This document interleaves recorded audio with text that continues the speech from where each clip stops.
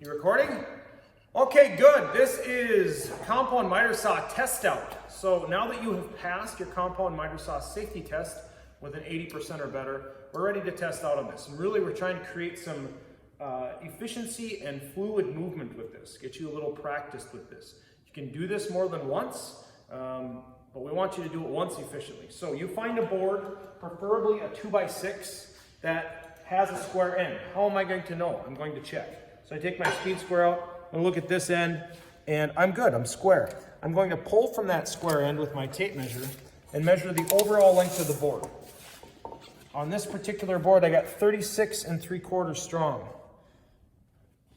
That's upside down, I'm left-handed. Hey, I'm sorry, let's do this way. On this particular board, I've got 36 3/4 strong. I am going to subtract 1.5 inches from that, do the math. I should be at 35 1/4 strong.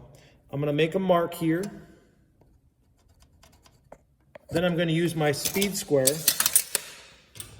to mark that for cut. So all the way across, remembering the width of the pencil. Pull it tight on here. Oh, let's slide it back just a little bit. There we go.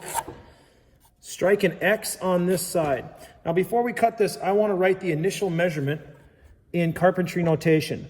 So 36 3/4 in carpentry notation would be 36.6, or it would be 36 3/4 inches. I'll take either one. This is carpentry, fancy, okay? I want to cut this board to be 1.5 inches shorter now in the compound miter saw. So I'm going to do that safely.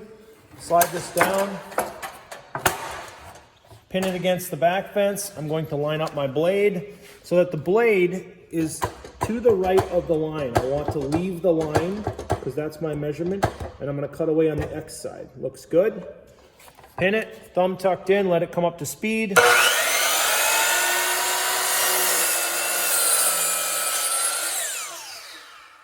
Now away from the saw, I want you to take the board.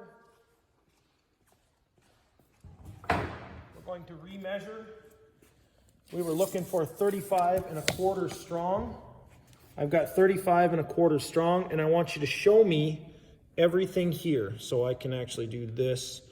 I am going to show my cut, the X, and my initial measurement, 36 3/4. That photo, it should grab it, is what goes to your Schoology discussion, okay? You can also, at any point, let me know, hey, Schulte, I'm doing the compound miter saw test out. Can you keep an eye on this? I'd like to visually see you make the cut. I'd like to see what you have left over. And this is your finished product as well. You can hand this to somebody else, and they can continue to make cuts on it, okay? Before you close it, this should measure under 1.5 inches because it should measure under the width of, or that should have taken out the width of the blade. That's our kerf. So we are about 1 7/16 inches. Just another indication that we cut on the correct side of the line, okay? Scene.